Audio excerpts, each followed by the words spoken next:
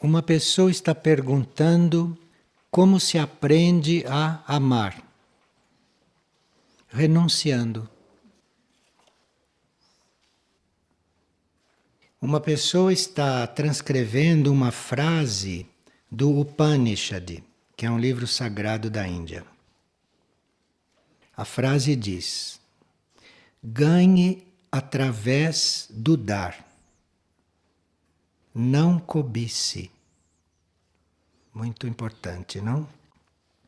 Ganhe através do dar, não cobice.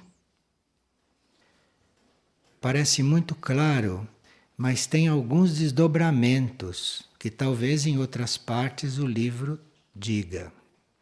Este não cobice não é só coisas materiais ou coisas que as pessoas normalmente cobiçam. É principalmente você não cobiçar a situação de um outro. Vocês já repararam isto? Que as pessoas querem sempre a situação do outro. As pessoas querem sempre que você as trate como trata os outros. Coisa absurda, porque cada um tem que ser tratado como precisa. E esta cobiça de você querer a situação do outro, querer o tratamento do outro, a posição do outro, isto é cobiça. A pessoa diz que esta noite não dormiu bem e acordava a todo momento.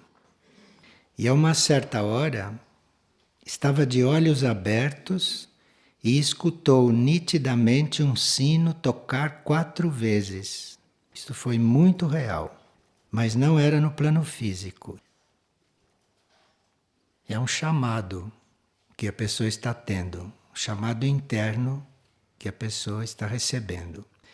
E para ela não duvidar que é um chamado a uma certa opção, ela ouviu o sino acordada. Quer dizer, não pode nem se dar a desculpa que foi um sonho.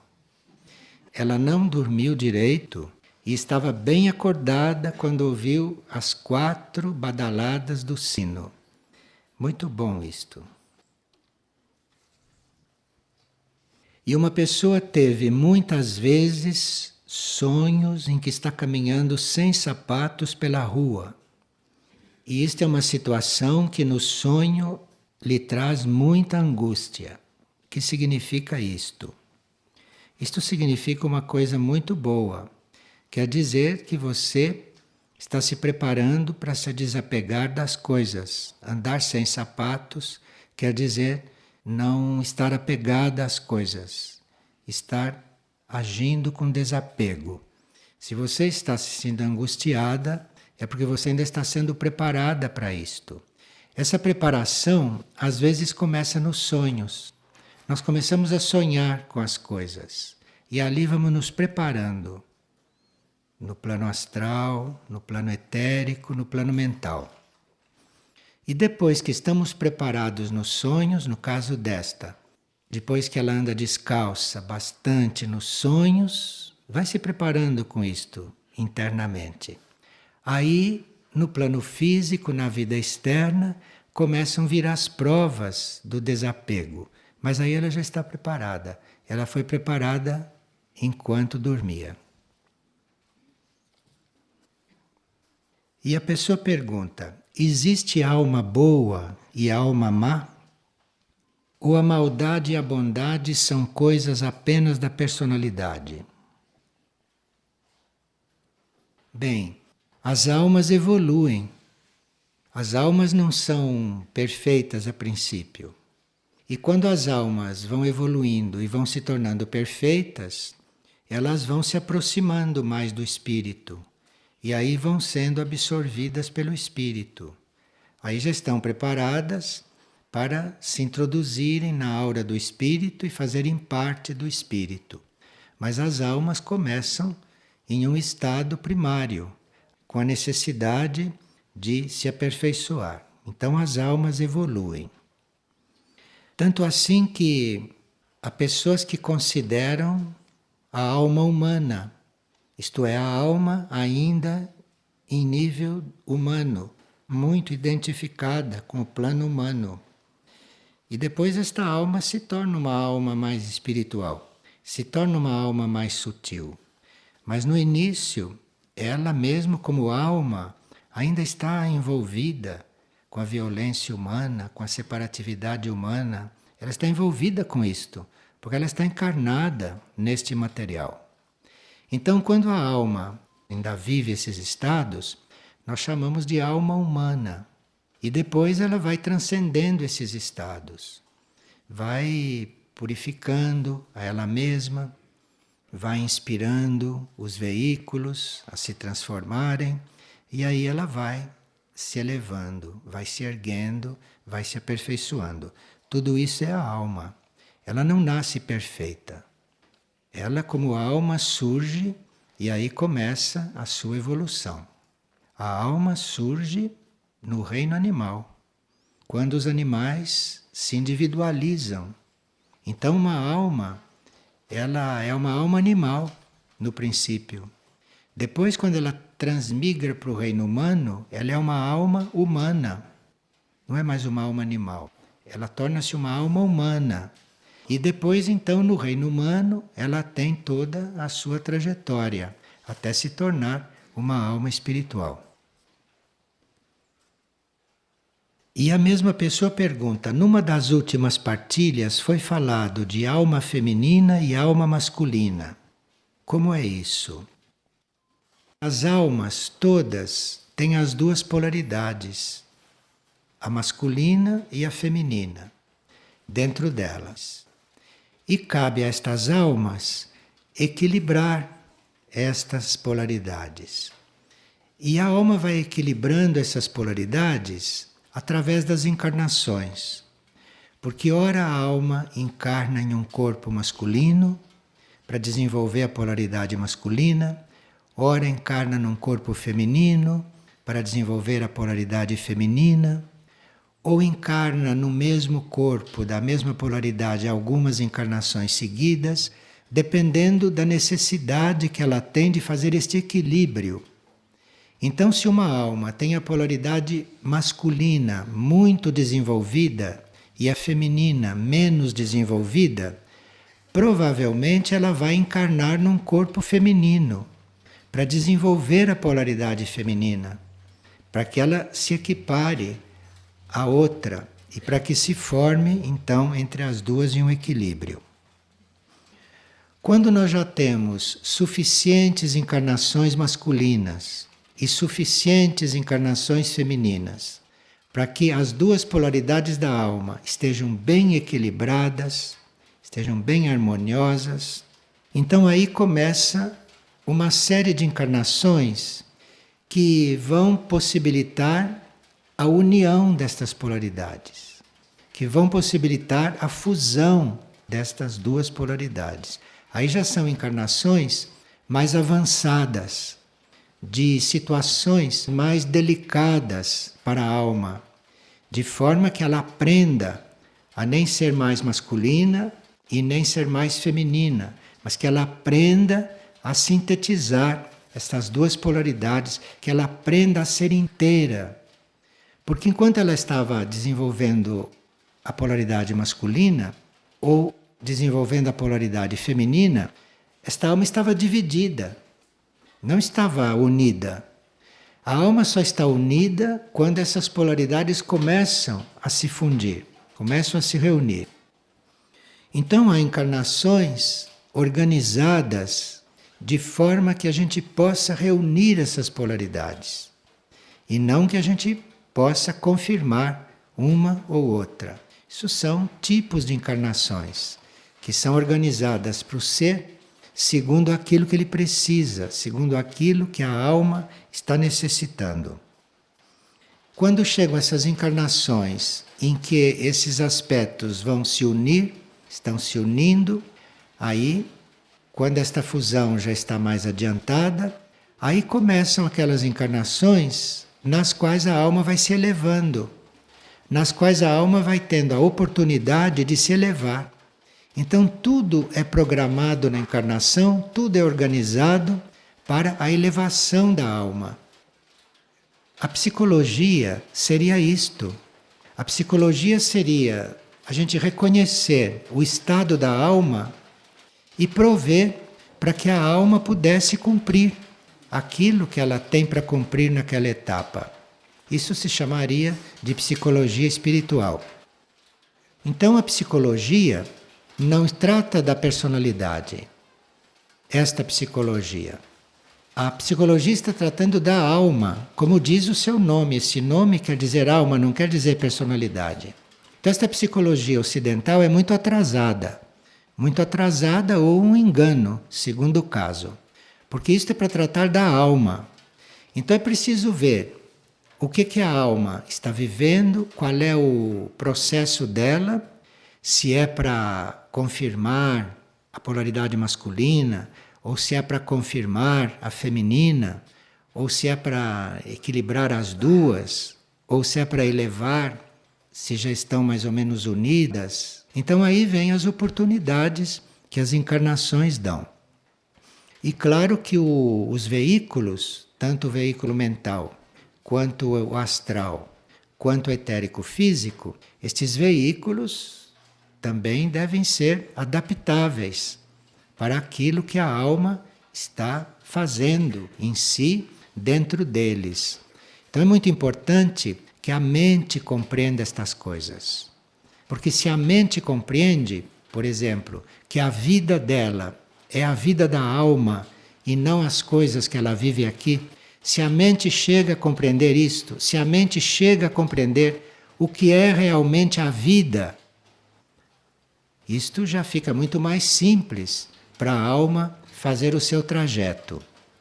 Porque se a mente compreende, ela já não vai submeter a alma a uma série de situações e de coisas que uma mente mais ignorante vai submetendo a alma. Então é bom que a mente compreenda esse processo da alma, para ajudar a alma naquilo que ela precisa, aqui no plano físico, aqui na vida humana, aqui na vida dos corpos. Se a mente compreende, cabe à mente moldar o emocional, porque o emocional não compreende, o emocional sente. Então cabe à mente fazer com que o emocional passe a sentir a coisa correta, ajudar o emocional a sentir. E aí a consciência emocional também entra no processo e a consciência emocional passa a estimar este processo, ajudar este processo e até amar este processo. Então, se a mente e o emocional compreenderam e sentiram e estão unidos neste processo, o etérico físico tem uma vida muito simples, muito mais sem conflitos, porque no etérico físico não estão circulando forças tão contrastantes. No etérico físico, principalmente no cérebro, estão circulando forças harmoniosas, forças mentais, forças astrais, harmoniosas. E aí então se dá um processo harmonioso do ser. Mas isto não é possível se a consciência do ser não está ainda vendo que se trata da vida da alma, que se trata do processo da alma e não se trata de processos terrestres, processos externos. E esses processos terrestres, esses processos externos, vão ser de outra qualidade, se a consciência está bastante lúcida nestas coisas da alma. Veja, nós somos muito ajudados durante o sono, como temos visto aqui.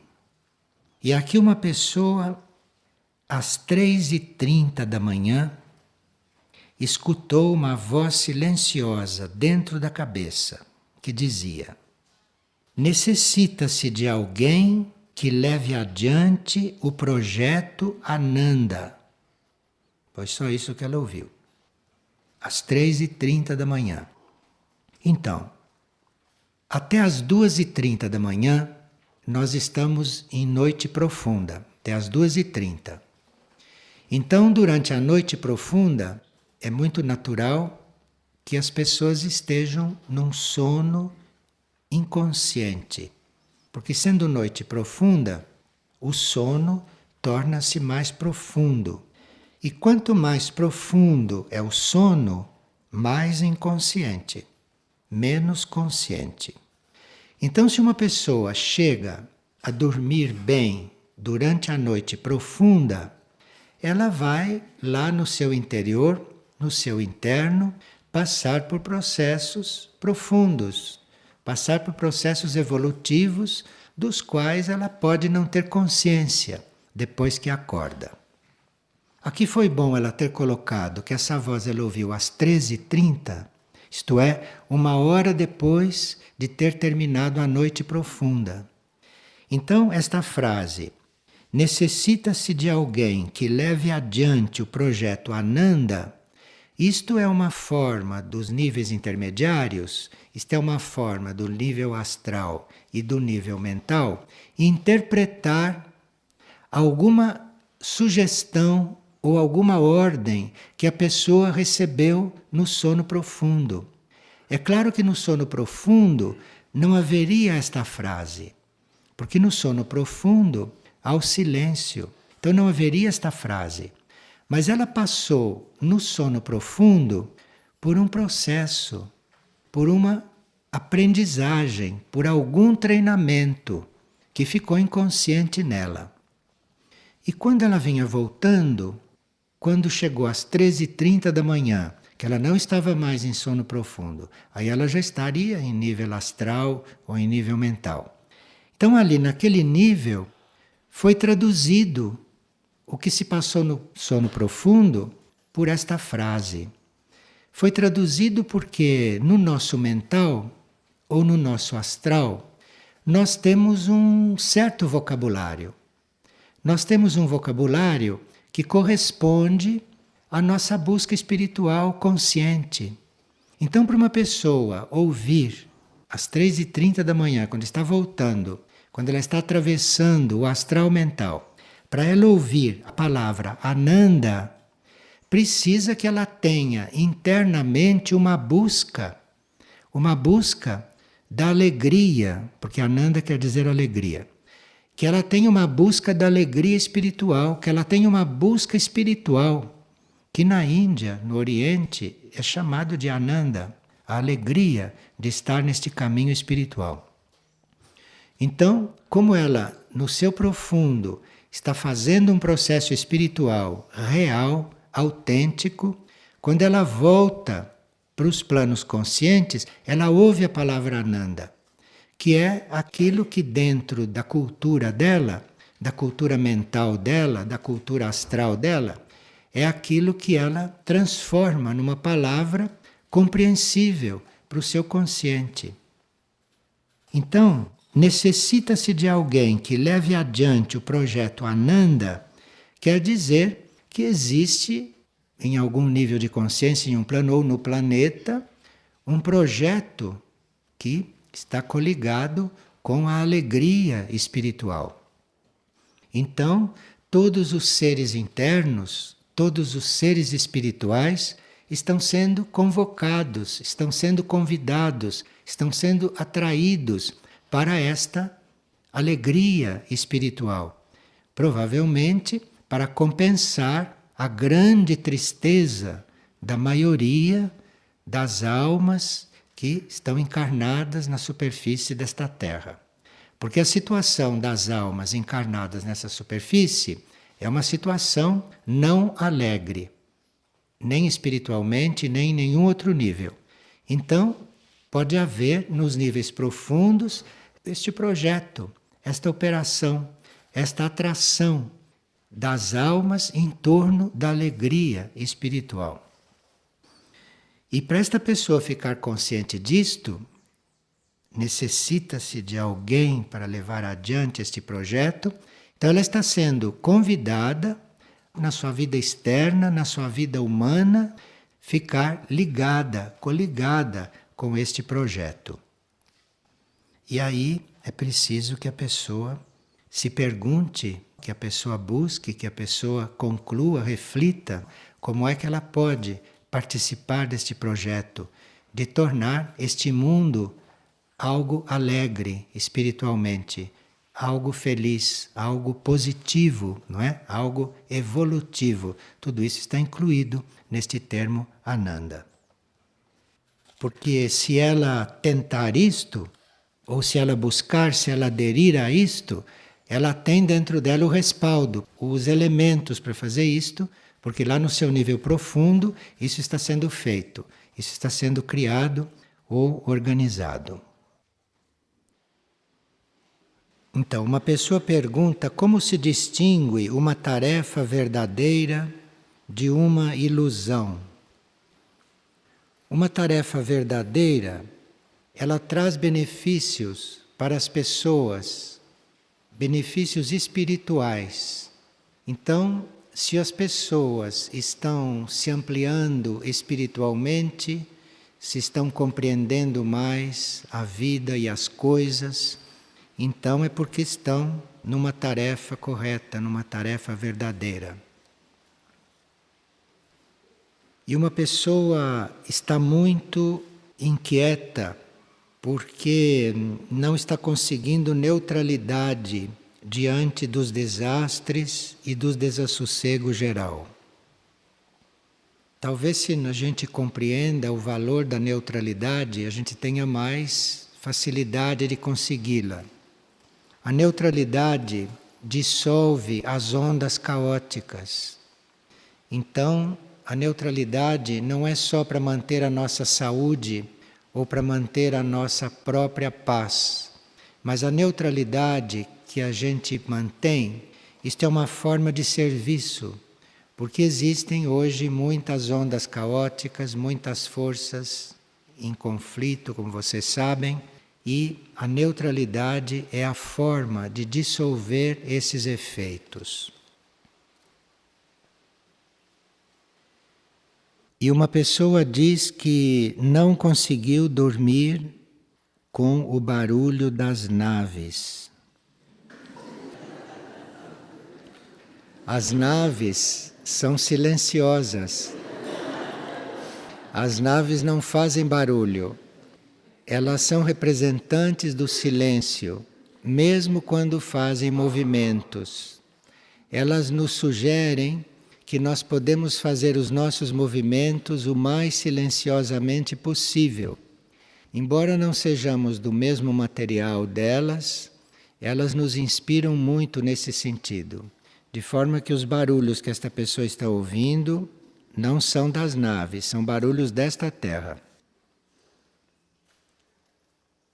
E uma pessoa notou que muitos evoluem através de muito sofrimento. E se é possível nós avançarmos tendo uma vida serena e sem traumas. Claro, isto seria dentro da lei. E quem evolui através de dificuldades é porque no passado não cuidou disto. Mas isto não é normal. Nós evoluímos bem naturalmente. Agora, se no passado criamos certas dificuldades, isto por karma se agrega ao nosso processo. E uma pessoa que leu a biografia de Padre Pio pergunta por que tanto sofrimento em um só corpo para se chegar à santidade. Bem, naquele caso, ele transmutava os males do mundo e da humanidade. Aquilo era um trabalho de transmutação, não era um trabalho para ele se tornar santo. Aquilo era um trabalho de transmutação. E ele transmutava as coisas do mundo e da humanidade, e por isso o corpo sofria, justamente porque ele era um santo. E esta pessoa que está muito atormentada, com forças involutivas, ela pode invocar este Padre Pio.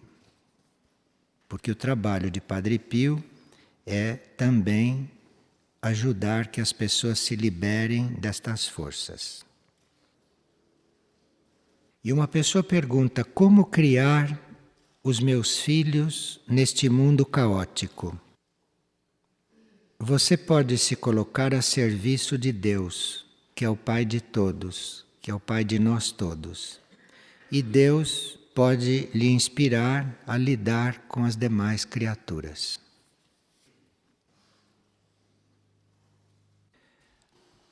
Nós estávamos vendo que a realidade se revela por leis precisas e que ela não se deixa tocar pela nossa opinião. Então, se nós quisermos compreender as coisas, nós teríamos que olhá-las de uma forma imparcial, de uma forma bem neutra, para podermos compreendê-las. E isto seria a realidade. Agora, a realidade, ela se mostra bem claramente, mas nós a compreendemos, nós a entendemos segundo o nosso nível de consciência e segundo os pontos de vista que naquele momento nós estamos usando. No momento em que a nossa consciência se amplia, por alguma ajuda do alto ou por uma ajuda de um núcleo mais profundo, nós passamos a ver a realidade diferente.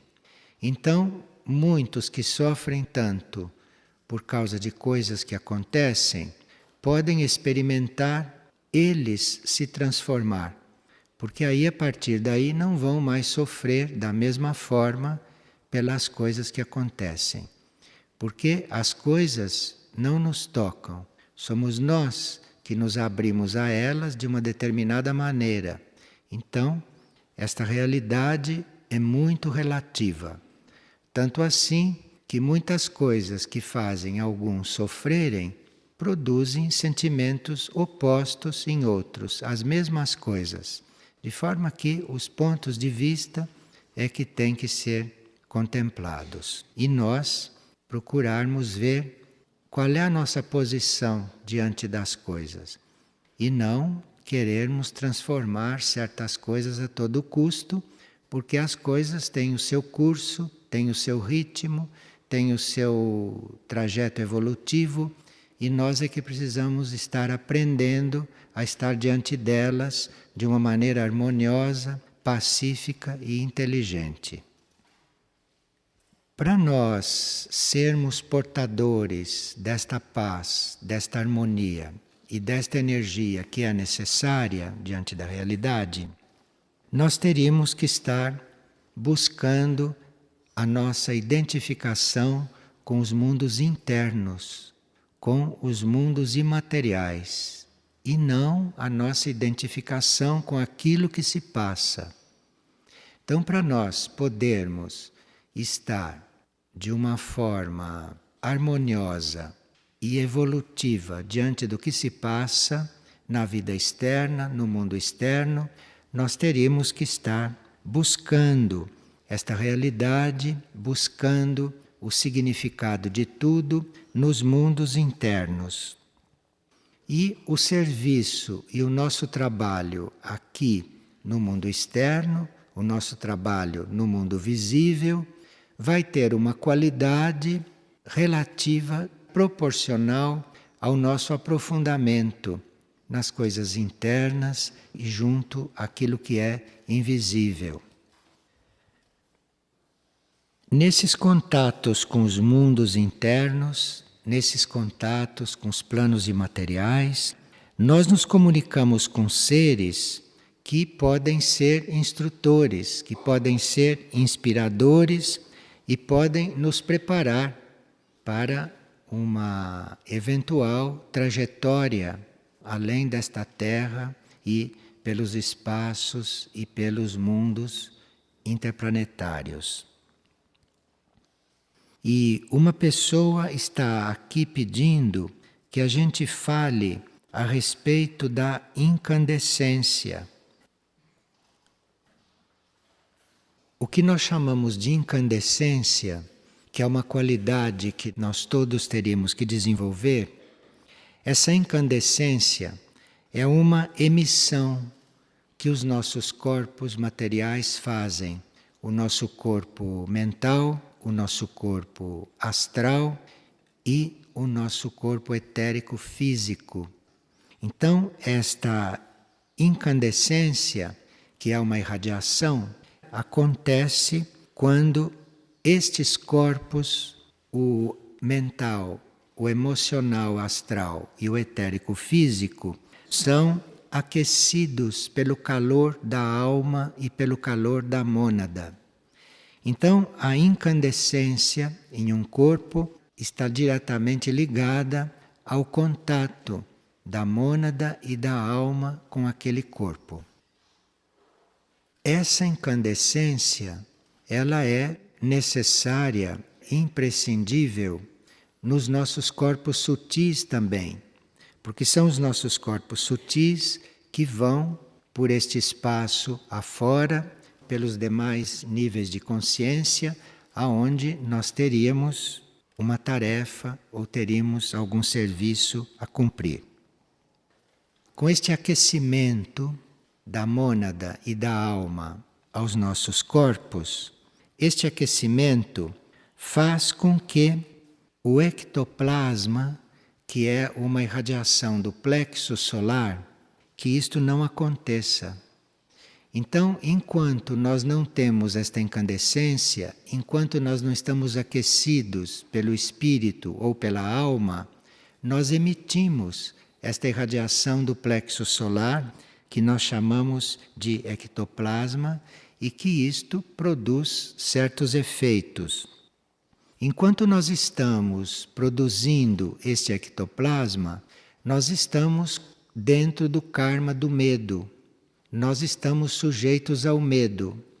E o que dissolve o medo, e o que dissolve os temores, o que dissolve as dúvidas, tudo isto que impeça que a gente tenha a coragem, o vigor, a força suficiente para trabalharmos, para servirmos nesses planos materiais e nos intermediários, é exatamente essa incandescência.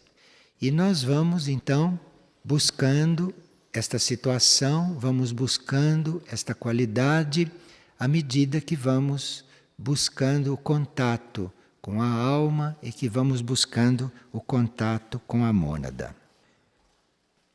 Nós não temos a nossa vida transformada realmente enquanto não começamos esses contatos. Esses contatos, eles vão influindo também nas nossas células, até nas nossas células físicas, nas nossas células astrais e nas células mentais também.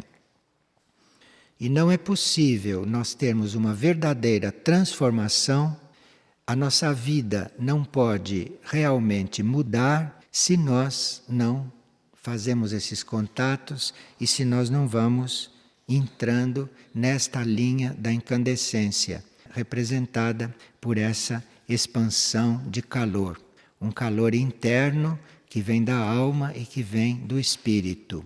Muito diferente daquilo que se chama de calor humano, que é um calor animal, que nós temos também e que emitimos também etericamente. Pessoa pergunta: por que existe ódio entre pais, mães e filhos? Isto tem solução? Quando existem esses sentimentos entre as pessoas, ódio, não, que é um sentimento bastante forte, isto nunca começa na mesma vida. São reencontros kármicos. E muitas pessoas que têm estes assuntos para resolver entre elas, nascem na mesma família. Porque aí, com a lei da hereditariedade, numa família, há mais possibilidade de se reorganizar as coisas do que se esses inimigos não estivessem em família. Compreende? Quer dizer, se não estivessem em família, continuariam inimigos. Mas em família, há certos envolvimentos, há certas hereditariedades, há certas coisas típicas do DNA, que há uma possibilidade das pessoas melhorarem esse relacionamento ou reverem este relacionamento. Então há muitas famílias assim, ou muitos membros de famílias assim, nessas condições. Então, quando nós nos encontramos em família E nestas situações, será sempre bom que a gente se lembre que é uma oportunidade especial de resolver. Porque aí o sangue, a hereditariedade, esses preconceitos familiares, esses afetos, estas coisas, isto tudo pode servir para apaziguar estes ânimos. Então, uma inimizade em sociedade tem muito menos probabilidade de ser resolvida do que uma inimizade em família. Porque o destino coloca aqueles dois com o mesmo sangue, com a mesma hereditariedade, dá todos os elementos para que eles finalmente se reorganizem, se resolvam. E muitas famílias são organizadas por isso. Muitos seres se encontram em família não para viverem uma vida de união, em princípio, mas se encontram em família para resolver estas coisas antigas. E isto é uma oportunidade, sem dúvida nenhuma. E se nós podemos falar sobre a soberba espiritual daqueles que se consideram superiores por estarem no caminho. Veja, quem tem isto, quem tem esta soberba, quem tem esse orgulho, não é muito evoluído. Porque nenhum ser evoluído é orgulhoso do ponto em que ele está. Pelo contrário, quanto mais o ser evolui, mais ele vê o quanto ele ainda tem a caminhar. Então são as pessoas que enxergam pouco que podem ficar orgulhosas do ponto em que estão com relação aos outros. Só quem não enxerga bem. Porque quando você enxerga, quanto mais você avança, quanto mais você trabalha, mais você percebe o quanto ainda tem que caminhar. Porque este infinito da evolução, isto que não acaba mais, isto que é infinito, você só vai vendo a proporção disto é exatamente quando você evolui. Então não tem como um ser evoluído ser orgulhoso do seu ponto. Porque quanto mais evolui, mais ele vê o quanto ele ainda tem que ser, quanto ele ainda tem que caminhar. Está claro isto? Porque os outros os veem como evoluído. Os outros acham que ele é evoluído. Mas se ele é evoluído, não se acha assim não. Ele respeita os outros que o acham evoluído, mas ele sabe que não é isto. Porque ele está vendo mais do que o outro o quanto está na frente dele para ele desenvolver ainda. E aqui uma pessoa encontrou no glossário esotérico o verbete involução. E diz lá que tanto pode se referir ao mecanismo da morte, isto é, o indivíduo involuiu. Este é um modo de dizer que ele desencarnou. Como pode significar que ele regrediu na escala evolutiva. Mas essa regressão na escala evolutiva nunca é uma regressão para um reino anterior. Isto é, um ser humano não pode regredir para o reino animal. Esta regressão é dentro do próprio reino. Então, se um ser humano começa a regredir, ele tem o limite dessa regressão até ele voltar a ser um ser humano bem primitivo. Mas esse é o limite dele. Daí ele não pode voltar a ser um animal. Se ele chega nesse limite da involução no seu próprio reino, aí pode acontecer da alma, que é aquela que reencarna, desintegrar. E aí a mônada vai recomeçar a sua trajetória a partir de um reino inferior. Mas aí não é mais o indivíduo que regrediu. Aí é a mônada que vai recomeçar o seu trajeto. Então a regressão de um indivíduo vai até ele chegar a um ser humano degradado, mas não pode entrar no reino animal. Agora, na Índia, observavam muito estas coisas e as pessoas também eram supersticiosas. E havia na Índia muitas seitas que não eram muito avançadas. Em certas seitas da Índia, se dizia que os seres humanos voltavam a ser animais. Mas isto não era bem assim.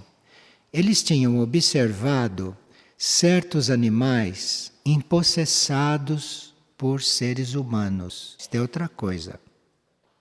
Então, um ser humano pode desencarnar e, na sua sede de voltar à Terra e na sua sede de voltar à vida animal, esta alma humana pode empossessar um animal. Mas ela não voltou a ser animal. Ela tomou o animal. O animal tem a sua vida, todo o seu mecanismo.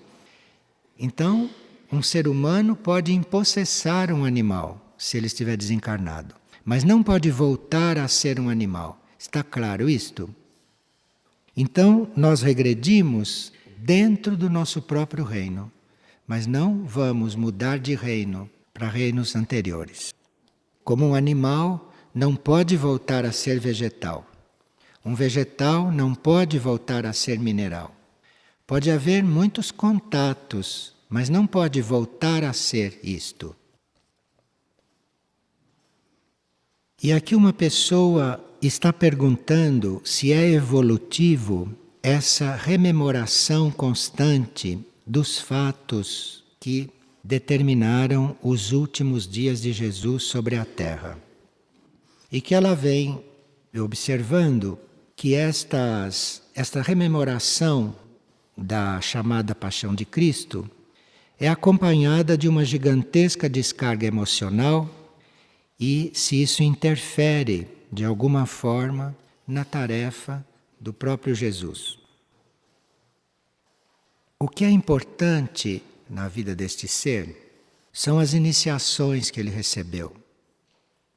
Nós não podemos afirmar, mas existem filósofos espiritualistas bastante autorizados que não afirmam, mas sugerem que Cristo nunca foi crucificado no plano físico. E que aqueles fatos não foram no plano físico. Nem o batismo, nem a crucificação, nem a ressurreição, que aquilo tudo não foi no plano físico. E outros mestres que silenciam a respeito disto. E se eles silenciam, isto deve dizer alguma coisa. O que nós sabemos é que tudo aquilo, todos aqueles episódios foram iniciações. E uma das iniciações é chamada de crucificação. Crucificação, isto é, o ser se sente completamente entregue e completamente tolhido de qualquer movimento próprio para que ele possa se verticalizar completamente e para que ele possa, totalmente verticalizado, expandir toda a sua energia superior horizontalmente. Isto aqui é a forma da cruz. Então é um ser verticalizado e ao mesmo tempo horizontalizado.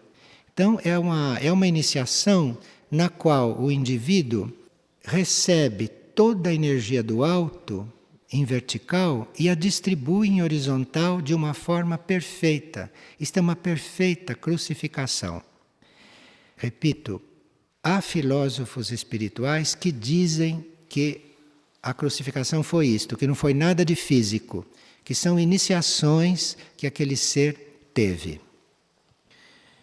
Destas iniciações, todas são importantes para nós como visualização daquilo tudo pelo qual teremos que passar, porque todos nós teremos que ter o nascimento na gruta, não?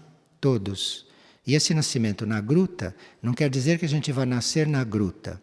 Quer dizer que o nosso eu superior, que o nosso eu interno, a nossa alma, vai nascer na caverna do nosso ser. Vai nascer no nosso coração. Isto aqui é o nascimento na gruta. E muitos seres humanos ainda não nasceram. Vivem, mas ainda não nasceram. Porque o eu superior, o eu interno, ainda não se revelou no coração deles, ainda não nasceu. Então esse é o nascimento na gruta. Depois tem o batismo e assim por diante, até chegar na crucificação e na ressurreição. Como esses fatos são muito obscuros para a humanidade, e a humanidade os identifica todos como fatos físicos, tanto assim que construíram a vida de Jesus como se ela fosse uma novela, como a humanidade não compreende muito isto, ou não tem ainda a compreensão de transferir isto para fatos internos, pode-se usar a ressurreição como um fato principal. Já que não se pode compreender todas as iniciações, pelo menos é positivo mostrar um ser que ressurge, um ser que ressuscita. E isto também não é assim como contam, porque não quer dizer ressurgir de uma tumba, de uma sepultura. Quer dizer ressurgir nos planos superiores, de onde ele veio. Porque todos nós vimos do cosmos, a mônada participa de toda a experiência na matéria, e a uma certa altura, a mônada, ou o ser, volta para o cosmos. E isto é a ressurreição. Então todos nós vamos ressurgir um dia, mas não da forma como dizem as novelas sacras. Bom, tenha ou não tenha acontecido isto no plano físico, isto é verdadeiro, como fato interno. E todos nós vamos passar por essas etapas. Como fato interno é verdadeiro. Agora, se aconteceu ou não com Jesus no plano físico, isto é secundário. Se aconteceu ou não, não tem muita importância. O importante é que tenha acontecido como iniciação, é que tenha acontecido internamente.